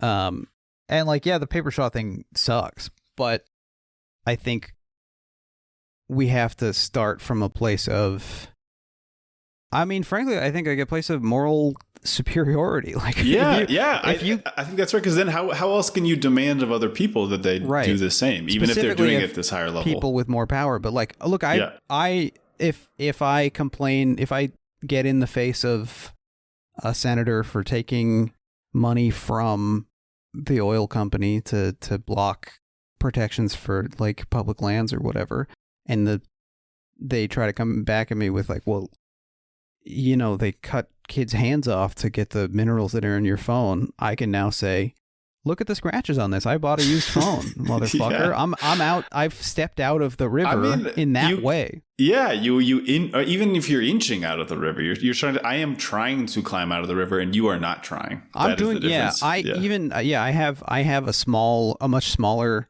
carbon footprint, and I'm trying to insmall it still. Exactly. You know. Yes. We all have to try in order to then demand the same of people above us, but like. The way that he expresses so succinctly the position of like the capitalist, that these are forces outside of human control and human decision making and policy making, and these things just happen without like social forces, is I think how so many people think, because frankly the alternative is probably unimaginable. Like you and I think have gone through the pain and horror of realizing like, oh no, it's all us. Like no one's coming to save us but us, and the things that happen because someone somewhere or a bunch of people somewhere make a decision about it happening. Yeah, and significantly, like you're saying, the logic of these guys is not I set out to poison the environment. The logic is he has another moment in the speech. I don't remember the exact line, but it's something like the year was whatever. We were losing guys to GM. Like, you know, to them, the logic is the immediate race. And this is what people will do in conversations that I end up in mostly at like Christmas parties in Silicon Valley or something, where it's like, look, this other company, we had to make a call because they were taking over the space, and like we had to. Yeah, they were the ones who started making things in Shenzhen at the suicide worker factory, and so we had no choice but to make our stuff there too, so that we could compete on price. And like, then they flip it back on you, as he does, as like, and look, these are the companies that are providing jobs to people who wouldn't have jobs otherwise, which is of course technically true. But not true in the sense of like, because nobody else was making any concerted effort to offer them jobs. That's not where jobs come from. Like, exactly. Naturally, fundamentally. Right. And you know, sometimes I think about like, is the reason for the rapid acceleration of death and destruction and pain and misery and even low level inconvenience the price of chewing gum, like, is it all because CEO pay is tied to stock price, so everyone is just thinking a few months ahead? And like, that's a big problem. But also, I don't think they were doing that at this time, and they weren't doing that. You know, that's not why the literal robber barons were making decisions. Right. That's not why slave owners, like plantation owners, were shitty like that. So obviously, I think stuff like that, you know, it is not. It exacerbates the sort of like post 70s short termism is worse. Right. It'll hurt the CEO of BP's annual bonus and maybe get them fired by the board if they make a decision that will reduce emissions, but also lower the outrageous profitability for this quarter, which is like, that's a big reason why nothing good ever happens. I don't know if anyone's noticed that from like, you know, Yahoo News, but that's a big part of it. But then also there's plenty of long-term thinking you can do that is extremely destructive to ordinary people's lives. I mean, what happened in Black Bottom, to summarize it extremely oversimply and quickly, is there's this neighborhood in Detroit. It's called Black Bottom not because of the black population, but because it had very rich soil, and it was originally settled by Eastern European Jewish immigrants. Yeah, and it was like a kind of a racial melting pot pre-1910 in the sense of like there wasn't a racial divide. There was basically just a class divide in early Detroit. Wooden frame houses, not a ton of indoor plumbing. You know, like it's shelter, but only just. Yeah. And then as you get the Great Migration, after World War One, African Americans leaving the South to come north to get jobs in the booming industries of the upper Midwest and of the auto industry in Detroit in particular. You get these restrictive housing covenants that prohibit black people from living in many parts of the city. We can talk about those in a second, but Black Bottom is like that's where you can go, right? Yeah, I want to get into where those come from and the New Deal programs and stuff that exacerbate them. But I just think it's interesting that you're pointing out this weird contradiction. People called like Detroit the most southern city of the North or something, right? Because it had all this explicit segregation. Mm-hmm. But you also had one of the other texts that I revisited. I'm a big fan of James Boggs, the leftist theorist, and he has this book that is called The American Revolution. And he was a worker at a Chrysler plant, and he talked about, well, like, look, Ford was offering $5 a day to any worker. Yeah, like that is that if you were a black worker and you didn't want to be in like the failing personal service industry, you could go there and even maybe get involved in like semi-unionized work. So it is strange that this specific city that had even more restrictive covenants and like it developed this like explicit white supremacist organization against black interests was also the place where it was like, well, you can get like kind of a normal job as a black worker. And that's the problem with like the booming, the auto boom is, first of all, we hate the car for so many reasons, environmental and social. Yeah. And those are the same thing. But also you have Henry Ford in particular, who just becomes a world historical powerful man who just like the whims of one guy who let's not forget like supported the Nazis in World War II, became a model for the Nazis. Yeah. He is the guy. He like calls the shots about so much of world events, like a Bezos or an Elon Musk today. And so let's not like praise the man. He had enough money that he could sort of cynically be like, well, I can get a lot of black workers to my plant to do the shitty stuff and play them, as we saw in the film Blue Collar, play them off the white workers to maximize my control of everybody if I just have some nominally progressive policies. Yes. Because I have so much capital up top that I can do stuff like that, and it'll increase my profit in the long run. And I'm not being nice. I'm just being savvy. Yeah, and I mean, we did talk about this many years ago now for the Blue Collar episode, and I think only briefly, but this is not a theory that they were doing divide and conquer stuff. This was like in official documents they were doing. Yeah. They were doing ethnic divide and conquer among their workers of bringing in black strike breakers and conquer. Yeah, they were defragging their factories. Yes.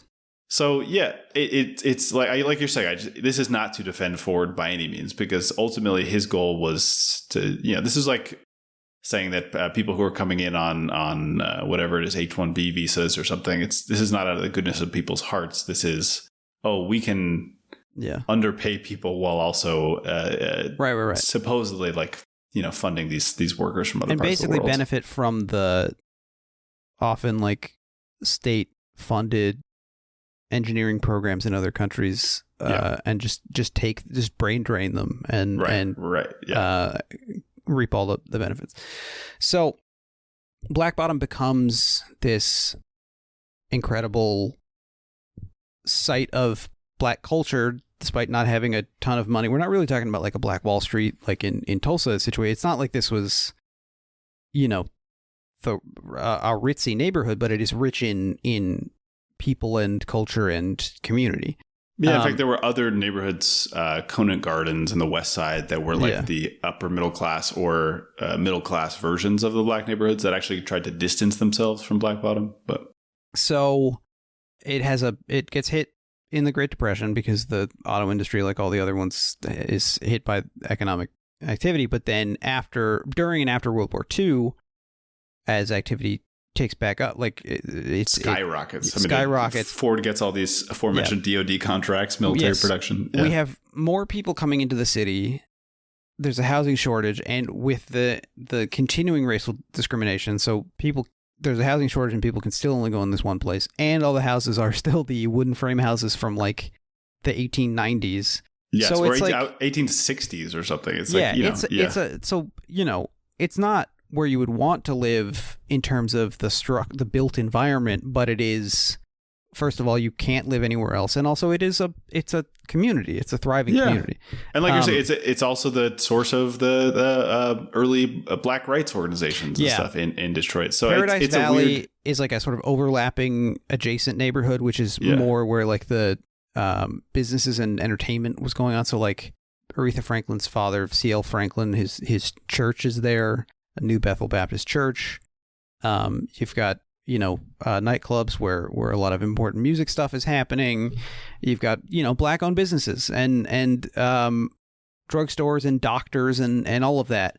And then conveniently, these houses are not safe to live in, but a bunch of them are registered like with federal housing registries and stuff as being, I forget what the category is, but like the lowest category of housing because they often lack bathrooms. There's like no heat. Basically stuff that would, is like criminal in the Northeast now to not provide to people. And so we see this all the time. You see this with some of the rhetoric around homeless sweeps, encampment sweeps in Los Angeles and many other cities. You see this in places where, like when gun-loving politicians care about mental health for a few weeks every couple months. The state that people are living in is of no interest to people with money until all of a sudden they want the land. And so all these properties can get condemned. And you've got the National Housing Act of 1949 and the National Highway Act in 1956. And all of a sudden the city has a bunch of money to do urban renewal, RoboCop style. And so they just level Black Bottom and Paradise Valley to put in a freeway and Lafayette Park, which is a mixed income development designed by Ludwig Mies van der Rohe, who's a famous architect, but doesn't not sound like he hung out with Himmler and Goebbels and stuff. I don't know if he did. I think he was Dutch, but yeah. And you mentioned the housing shortage. The housing shortage is insane. I mean, the population had like doubled in some neighborhoods in the span of 10 years, and housing, but unfortunately, because Detroit is like almost entirely low rise and it's a lot of sort of like urban sprawl. Yeah. People were living like in garages and barns, particularly in Black Bottom and Paradise Valley, but also like the West Side, which had been this black middle class enclave, sort of like fell down to working class because there was just like so little space that it just transformed into something that we wouldn't recognize as a sort of like nicer, fancier neighborhood. Yeah. And then there's like no relocation assistance, obviously. And a lot of people get 30 days to vacate their homes. Like you just have no choice. And so many people move into public housing projects. I mean, it's literally, it's a relocation and an ethnic cleansing by another name in order to both like try to get white people with white people job money back into town. And also I think in a lot of cases, the presence of black and brown communities is just seen as like, I mean, it's like hacking back the vegetation for a lot of people with this much power. I mean, people talk about, the way that homeless sweeps are conducted and discussed. It's like, this isn't someone's home. This isn't where someone lives. I mean, it's that's why the term unhoused or like houseless gets used, because this is a home just because it isn't up to code, because you have to have all kinds of money to be able to live somewhere that's up to code. Like, this is someone's house. This isn't just a bunch of weeds, Right. And this is where I think, depending on, as so many cities in the United States have claimed to have done in the last few years, depending on market logic to fill the housing need, just doesn't work, because like housing actually was being built in the late 40s and early 50s. Yeah. It was being built in the suburbs, like in the northeast of Detroit and in these areas, like the outer lying areas outside the city. And of course, it was being built at a price that was like at least 30% above what most of the people were able to pay. So it's, Well, yeah, everybody building a house thinks that they are just paddling the raft. They didn't build the raft. And so if you get to build one apartment building, why wouldn't you want it to be one where you could charge the most rent? Like, right. Yes. And of precisely. course, most of the people developing apartment buildings are not developing one apartment building, but still the logic stands like, well, I don't have to house everybody in Detroit or Los Angeles. I would love to just house the richest people, because then that's the biggest best return on exactly. investment for it's me. This like nasty McMansion that you're making. Yes. Yeah, What's McMansion's first name? And the other thing, I mean, sometimes we get into this stuff out of interest and out of these are ideas that we like to pursue, and I think our listeners like to pursue. But I want to shout out the film, because I think the film is making this present like long before Michael Owen shows up on screen, because this is the stuff that I mean when I say that we have Don Cheadle walking through neighborhoods that are like in, obviously, like you said, he couldn't film in historical Paradise Valley, but he's trying to capture this like neglect that is then being further obliterated to make room for, other populations. Yeah. You hear a lot about this. I mean, there's a little bit of this in Suburbicon, although not effectively or coherently rendered at all. Yeah. But you hear about both active racists and I think like kind of unconscious racists, people with unconscious racist biases, talking about, for example, the Los Angeles uprising in 1992. Mm-hmm. Look at how they treat their neighborhoods. Look at the state in which they treat the place that they have. They've, and the implication, I guess, is that people have chosen to live in this part of town. But like, there is a suggestion that if you live in a poor neighborhood, it's your fault. I mean, that's inherent to a lot of capitalist ideologies, that being disadvantaged economically is the result of some failure on your part. Right. But even looking at, and I'm guilty of it, but looking at like seeing people living in a place that looks not great to live in, you do imagine that like they must hate it. They must not want to be there. They must, like, it would be good for those people, for no one to have to live in a place like this, right? But it is home. It is like the site of good experiences and bad. It's the site of communities.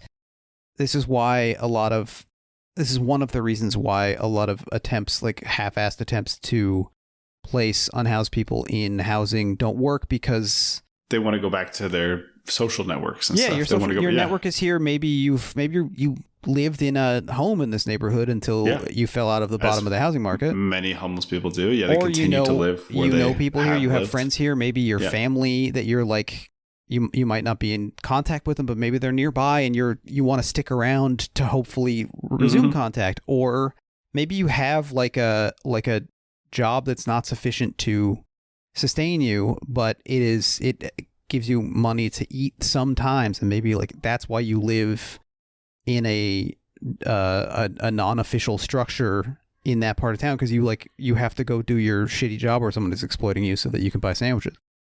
And so in thinking about, we leveled a slum, sure, I'm against slums, but knocking them down and just making the people go elsewhere, that's not solving the thing I don't like about slums.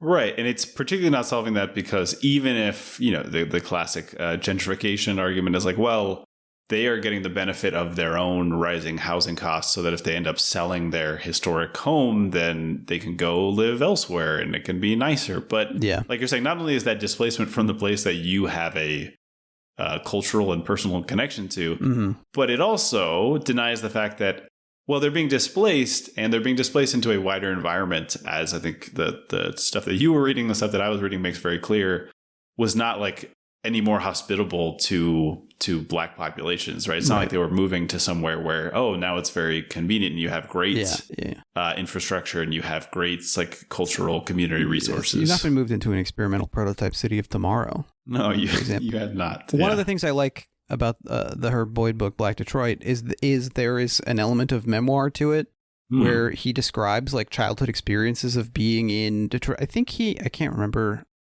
that part of the book. It was a while since I read it, but he either lived there for a time but visited relatives, or maybe he moved there like later in his childhood or something.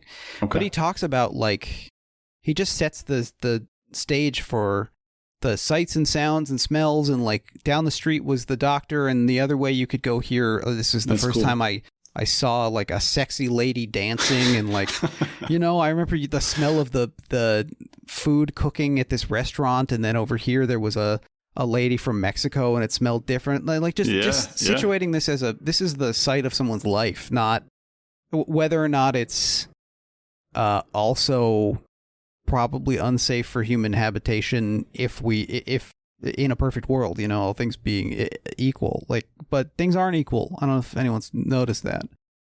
Speaking of which, what's a racial covenant, Ian?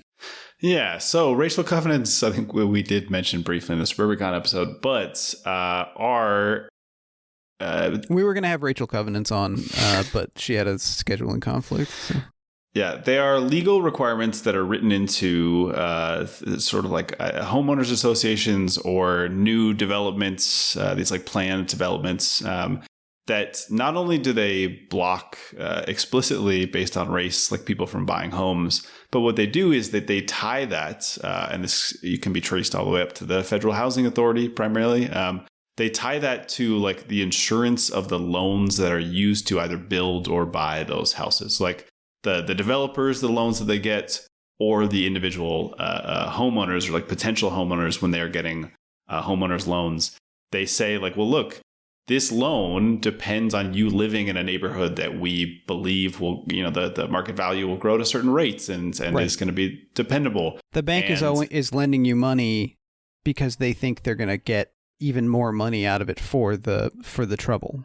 Exactly. And what the assumption is, well, based on objective mathematical data that's not targeting any particular group, we just see that these areas that tend to be areas with higher black populations, you're not going to get the return. So it's not the theory. And again, this is a New Deal program. This is like the HOCL and the FHA. They're saying like, look, we're not trying to discriminate. We're just saying you can't get a loan from us if you are going to live in a black area, which means incidentally you might be black, but you can't get a loan because we just won't get the return that we're expecting. Right? And this is some of the sneakiness of de jure technical racism, where like we're only describing these neighborhoods without saying the type of person who is the only person who would ever want to live in that neighborhood, because of all of these other factors that go into, you know, all the other disadvantages of being there based on embedded racist policies everywhere, right? Yeah. So it's all sneaky, and it's all very much what Mike Lowen is talking about in this speech, where like, well, I'm just trying to protect my investment as a bank, and I'm not the one who is preventing all the other businesses from hiring black people, or from giving them the same wages that we give white people, or from making sure that there's the same level of funding at schools for black children and giving them the same access to colleges, and certainly not doing all that 30 years ago when people were preparing to get the jobs today. Right. I'm not doing any of that stuff. I'm not in control of that. So actually, I don't even have to think about my effect on anything, because I too am the affected upon by all of these policies. And like, guess what, motherfucker, we're all affected upon by all of it, but we're all also in some way contributing to this collective, we're all contributing to the movement of the spheres. We're all connected. The moves are not happening suddenly. Yeah, and significantly, I think I wish practically and legally you could play everything that Mike Lowen says, that Matt Damon says in this, because there's so many wonderful. He says all truths must be acknowledged, or else there's no growth. Right. So right. Which, look, on the one hand, we're drawing on Marx, we're drawing on materialism. We like to acknowledge truths more than the next guy, I think. Yeah. But sometimes I'm drawing Marx on the wall, and Mother is most displeased. Yeah. Mummy. The frustrating thing about what somebody like a Mike Lowen does is that it is like taking truths and facts and figures out of context in a way that sort of like makes them, like you're saying, not deterministic truths that we can then trace back and say like, well, how did this happen? How could we redirect these institutions? How could we address these things? They just sort of say, well, this is the condition, in the same way that the FHA says, we're just trying to get returns on loans. And that's the thing that's going to allow our government to keep functioning or allow us to keep giving loans to people, right? Like, right. What do you want us to say? We didn't come up with the fact that people are racist. And, intriguingly, I don't want to just point it all at the FHA, that Origins of the Urban Crisis book makes it very clear. Like, there were also just straight up white supremacist neighborhood organizations of working and middle and upper class people who are saying like, we do not want to be living with black people or people of any other color. Which is, not to keep talking about Suburbicon, but that is why it is frustrating that film so superficially engages with the story of the Myers family in Levittown, or there's an incredible story, like a real story that I'm shocked it hasn't been made into a feature film.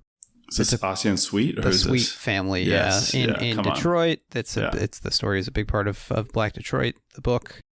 But basically, Ossian Sweet was he was a doctor and was able to make enough money that he could move into a middle class white neighborhood. Yeah, in 1925. In 1925, this is early stuff. He was made enough money as basically like like Dr. Algernon Edwards from the Nick. Yeah, right. And one night, there's the white people in the neighborhood obviously don't like this for a number of reasons. Both the outward racist, I don't want a black person near me, and the more like embedded racist, I don't like what this does for my property value, and I'm not even going to talk about why it does that for my property value, even though there's a doctor in the neighborhood. That sounds good.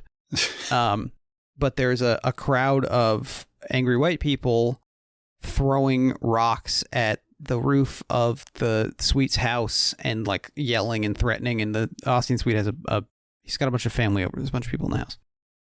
And he goes outside to kind of confront the crowd, and he's armed, which I totally understand as someone who has a angry racist mob outside their house. That sounds like one of the maybe the only times that having a gun in your house makes sense to me. Yeah.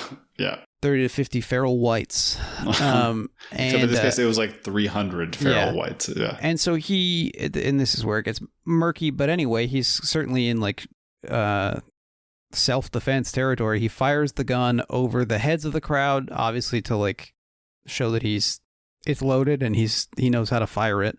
And then he maybe shoots into the crowd and hits someone and they die. Yeah.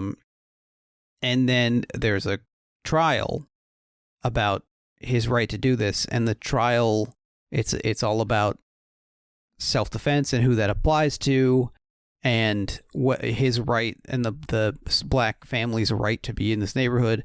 And it's like national news, and figures like James Weldon Johnson and Clarence Darrow are involved. Yeah. And the conclusion, I think, is very instructive. Ultimately, Sweet is acquitted, but also they end up leaving the neighborhood, which I think is like this is a little bit the no sudden move message as well, right? It's like, okay, as individual actors, even individual actors who are accessing, and we haven't even talked about the kind of like twist reveal at the end, but who are accessing these community networks and trying to build collective power, even when there are like individual wins or legal wins, a lot of times the structural changes are so slow that it doesn't protect the people who are actually suffering in the meantime. Right. And I forgot about this fucking horrifying detail, but the Sweet family, they are jailed, including his wife and their 2-year-old daughter. Wow, I didn't see that. His wife and daughter both get tuberculosis, and their daughter dies at 2 years old from tuberculosis that she caught Gladys in prison. Believes she contracted in jail, and like her husband is a doctor. I don't remember if she had medical training, but I think she would know. Like, she's not making that up. So this is all real stuff that's really happening. And what happens at the end of the movie, in a way that in a scene that is, or a sequence that's absolutely crushing, but also I think true and like ecstatically true. Everyone tries to get away. Russo leaves with what's her name? With Vanessa, the Julia Fox character. They have all the money, and plus her money that she got from she like saved up and also got from killing her husband. And we haven't mentioned this nice runner that Russo keeps saying that like Goins is representative of like wanting too much. Like he can't stop himself. Yeah, it's like, he's, this is he's like greedy. He's classic behavior of these guys. Over right? idealistic. Yeah. Right. Demanding. And they think they're being followed, so she pulls off the road and then she shoots him and kicks him out of the car. And she's been doing her own game. She's been making her move. But then she gets pulled over with a gun in the car and some blood and also a big bag full of money. And she's trying to play it cool. And then it turns out the cop is actually working for somebody, for the mob, for the automakers. So she gets to live, but not just the money that she stole, but also like her own money is now taken and gets returned to Lowen by the cop. Yeah. And look, maybe this is why we're fawning over this, because this is very like, look, you as an individual feminist rebel, we support this idea. Of course, you shouldn't need to, and it's great to strike out on your own, but you will ultimately run up against the wall of massive corporate forces. Chauvinist white supremacist. Yeah. And he profits from this. Lowen makes more money. Which he basically said in his speech. He was like, this is going to come back to me. I will get this back. Yeah. It's and then he offers the cop like a nice bottle of whiskey, which he's thank you. Yeah, it's such a beautiful, in terms of like even the middle class white cop who is like totally subjugated by this guy, right? Because the condescension is incredible in saying like the one on the far left is quite nice of you, and I think it's pretty full, right? Yes, like, yes. And then there's also Watkins, the Bill Duke character, is taking Goins away. They are stopped by the cops, and he bribes the cop to let him take Goins and, and get his vengeance. Take care of him. Yeah, because of course Goins stole his code book and double-crossed him. Right. But then at the end, they're on the docks. They're at this place of change and liminal journey's space. beginning. Yeah, liminal water. space. Yes. Yeah. It has the way of it. It connects all living things. This guy is. Okay. I'm on ayahuasca. I did some ayahuasca. Yeah. You apparently throw up a lot. But then Goins comes out. He's allowed to get out of the trunk of the car, and they make amends. And Goins says he doesn't want to split the money. He just wants what he was originally contracted for, the $5,000. And he leaves for Kansas City. And like, to build on what you were saying about Russo's like runner, he's not asking for too much. He's basically just being asked just to, what's owed for his labor. Just what's his. Yeah. Yeah. Exactly. Just the fruit of his labor, like the thief in Thief. Like Mr. Thief says. Yeah. Yeah. Good movie. Yeah. It's good. It's small. We mentioned that but it feels huge. Like it feels like it is a tangent point on like a giant idea, But yeah, almost the entire film is like conversations between 2 to 4 people in a room. That is it. Yeah. But they're some of the best, and David Harbour. We forgot to shout out. I think Harbour's actually pretty good at this. Yeah, we forgot to shout out almost Doughboy's guest Ray Liotta, who's great. I believe he had already passed away when this came out, or maybe he would soon. But bummer. He's just possessed of so much heft and menace as a performer. Craig Grant is great. Bill Duke, always extraordinary, always 8 feet tall. And the anamorphic thing, briefly, it is like the most showy, odd camera thing in this, where like it is pretty exaggerated. He uses these Kowa lenses, Soderbergh does, so like the image very notably bends and stretches at the edges, like Metroid Prime. Everyone else was thinking about that too.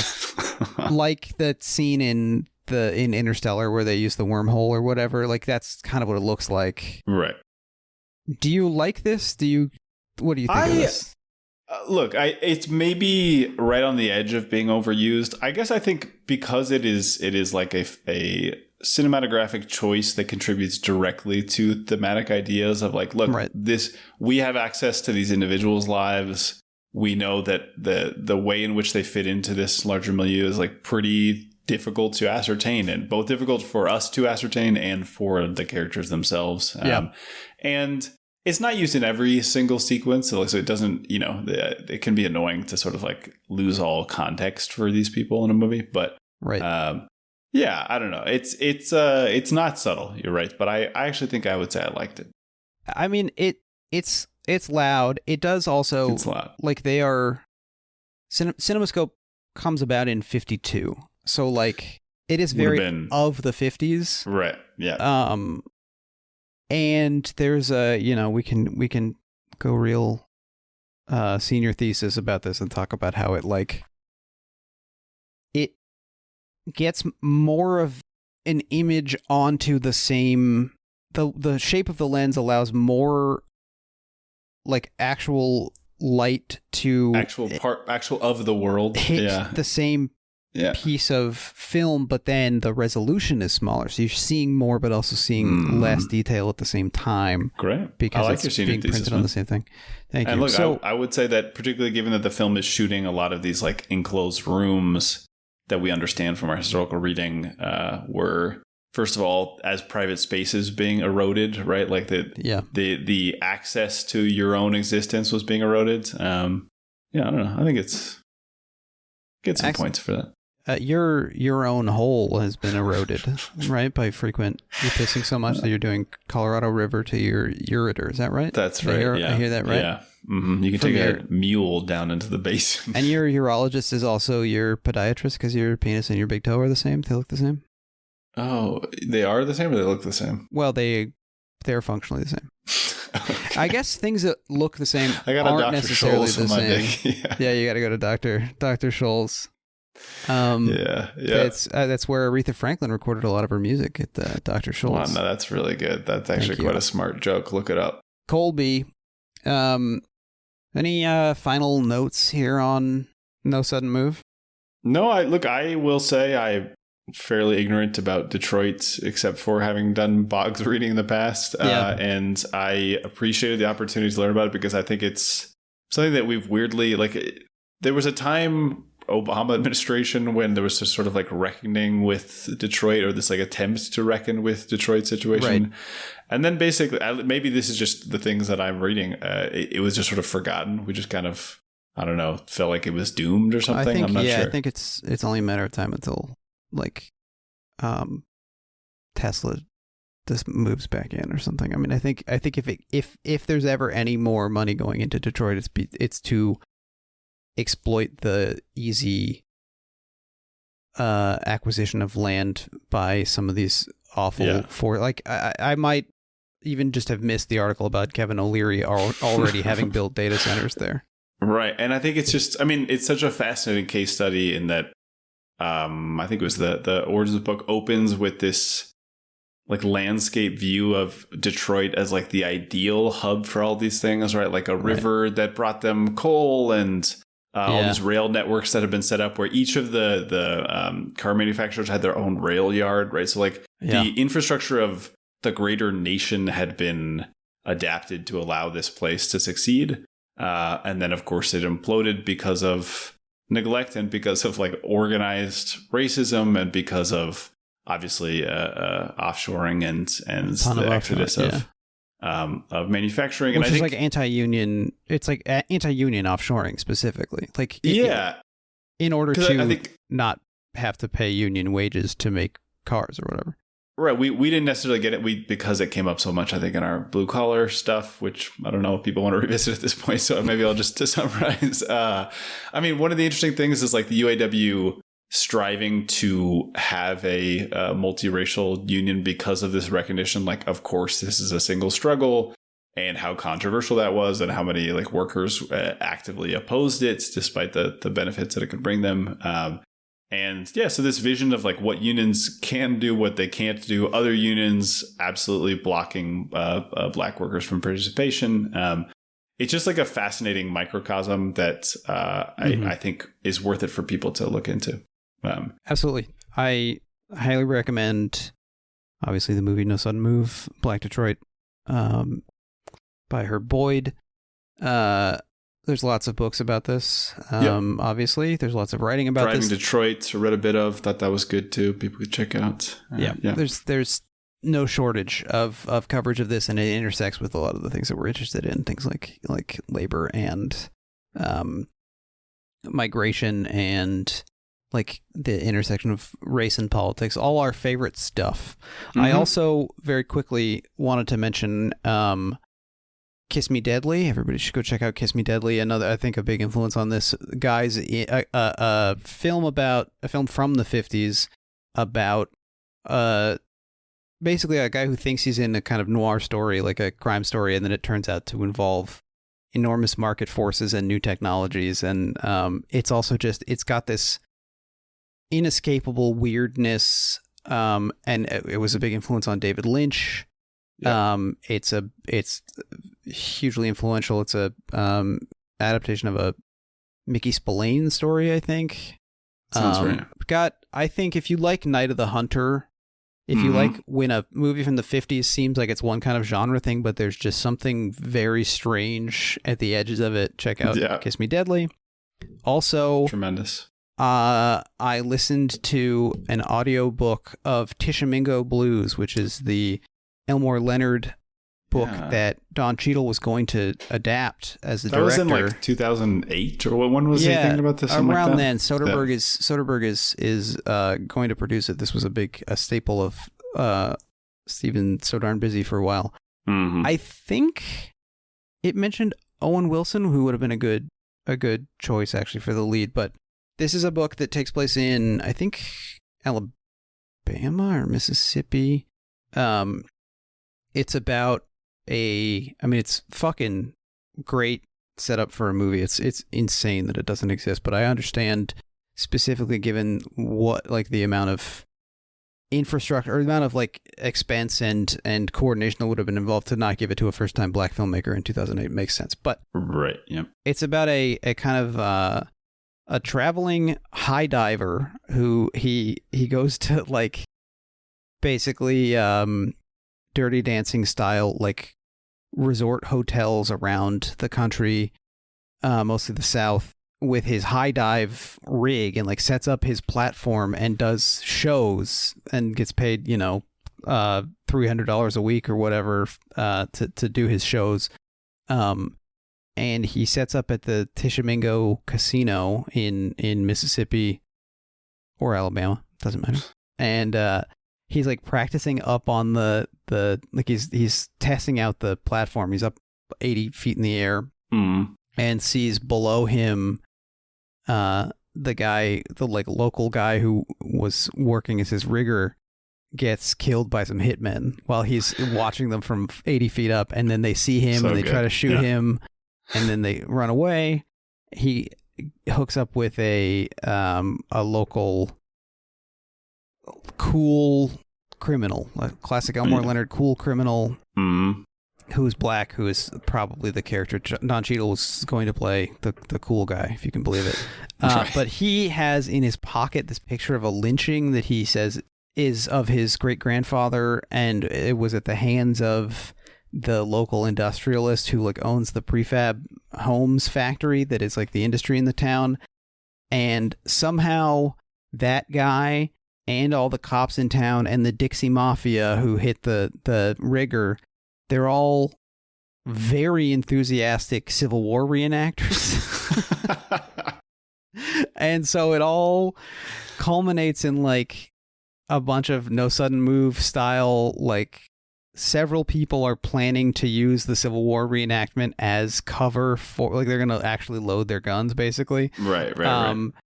And it's a lot of fun. I'm shocked that it's not a movie. It should be a movie, but I understand that filming a Civil War reenactment is, I think, like financially indistinguishable from filming a war scene. Like it's they're both reenactments, right? That's just a lot of money. And then it's also extremely anti-cop and like anti-white racist, which great, classic which is good, stuff. but also a reason that it might not have been made. Yep. Another aspect to the audiobook is that it is inexplicably read by Paul Rudd, who has never been in an Elmore Leonard adaptation that I know of, and is also not from this part of the country. Mm-hmm. He's a very good reader. He's an actor. He's a good performer, so he reads the book well. He does black guy voice, and he does Mexican guy voice, and he says all the words that are on the page, which, you know, that's what you do when you read the thing. And certainly none of them are Paul Rudd saying, I get to say this. He's reading, but it is interesting to hear. Yeah, it's a tough one. I mean, you know, I know it's not quite the same. I think he recorded it in like 2003 too. So, yeah. Okay. But also you couldn't read like Huckleberry Finn. You know, I don't know. Not to say it's quite the same. If I'm... You're just not getting a white guy to do it. Yeah, you know? Or...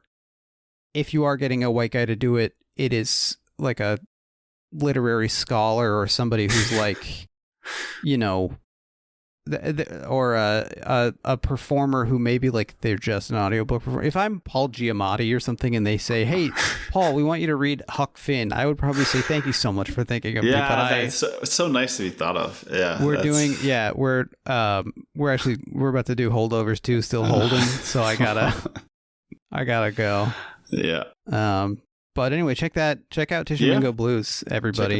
Check it out. I was thinking, you know what? I'm gonna pimp you into talking about this live on microphone. We can cut this out. Okay. What if we do, and maybe we can even bring our Elmore Leonard correspondent Jane Altoids in on this. What if we do a Elmore Leonard book report where we each read a different Elmore Leonard book? Oh yeah, that hasn't been made into a movie, and we say. I mean, I thought I had read Tishomingo Blues, although when you're describing of it, there were several things I don't recall at all. So I, at this point, can't say. But I would do this. I mean, This is fun. I think, we'll pick some of the novels. Make arguments for like adaptability, Dreamcasts, all this stuff. I mean, I'll make arguments for the Dreamcast all day. It had a little Tamagotchi that Sonic, went inside of the controller. Yeah. Super Magnetic Neo, great game, platformer where you would reverse magnetic polarity. That's fun. It was cool. Anyway, that's our episode on No Sudden Move. We got one last thing to do real quick. Kimmy? This is Popcornopolis, the segment where we ask our guest, do you like popcorn? I don't have a guess, you stupid fucking asshole. Whoa. Ian, what's going on with popcorn in you? Yeah. Sorry, say again? What's going on with popcorn in you? What did I say? I thought it sounded like in you for some reason. What's going on? Do you have any popcorn in you at the moment? I don't think so. Okay. Last popcorn. I have a popcorn question, actually. Oh, yeah, that's better. You ever do the Christmas garland with the popcorn? You ever make that at school or whatever? You know what I'm talking about? Where you thread it? I do know what you're talking about. There was one of those at I don't remember if it was an aunt or an uncle, house one time. That's the closest I ever got. To me, it's... Damn, the one that got away. Kind of, but was also there. It's kind of gross. I think it's gross. It's weird. Gross, kind of waste of popcorn, but also popcorn is easily wasted, and then it makes me worry. But you got to be really confident about rodents. Yeah, you do. I don't want to say vermin because I don't want to use the kind of terminology. Value judgment. Yeah. But I do think that encouraging rodents into your home is just going to cause problems for you and them. Yeah, and the idea of like hanging candy canes, you could be wrapped. Well, because those are basically inedible. Those are awful. They don't become more or less edible by being on a Christmas tree, but popcorn obviously does. I will go to bat for though. Is the orange studded with cloves. And that looks a lot like death. Yeah. the COVID-19 virus, which was happening when they filmed the movie. And David Harbour, actually, I forgot to mention this. David Harbour tells this story in some interview about. Soderbergh keeping them all up to date on what he was hearing from his friends at the CDC. Like Harbour would say, like, you know, he says they're a couple weeks out from the vaccine. Like they have it, they're just like they're double checking. Yeah, which is crazy. Also, Anyway, we didn't. I don't know if it will ever come up again. We have mentioned, but I think it's worth mentioning in the context of this film that, of course, Soderbergh also was producing. Is That Black Enough for You? I think by the end of this. So Elvis Mitchell documentary. Yeah, I think also just that, you know, give him some points for saying like I don't have to be the main voice about this. Literally, stuff what we were saying, Clooney should have done. Like, use your weight to like get to push somebody else's project over the green light line. Exactly. Do a sort of project green light, like Matt. Yeah.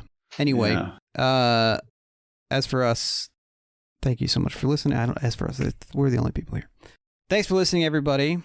Remember to subscribe, rate us, write a review, helps us on the algorithm. If you like the show, tell a friend, tell your dad, say it through tears as you punch your boss in the face. Just kidding, Minecraft. Follow us on Twitter and Instagram at Podcasty4Me. If you have any comments, questions, or concerns, or you're interested in co-hosting a two-person Steven Soderbergh podcast, you can email us at podcasty4me@gmail.com. All of this is at podcasty4me.com and shootingyourselfinthehead.com. Thank you to Jeremy Allison for our artwork and to Ryan Torgerson for additional production. We will be back next week with a Patreon episode, and then after that, wait a second. What does it say here on the... It says here that we're up next. We're talking about we're talking about our friend Kimmy in her movie. Oh, wow. Kimmy, are you excited? Yeah. I have such sites to show you. Oh, Jesus. Right. Yeah, websites. Oh, because of computer. Yeah. You're just joking around, then you're not going to do any Cenobite stuff? These websites will take you to a plane of experience beyond pleasure or pain, though. Oh, okay. So you are doing some Hellraisers. It is kind of that stuff. Okay, See you soon. Jesus. Chilling. Well, we'll see you in 2 weeks for the Kimmy episode. Bye. Bye, everybody.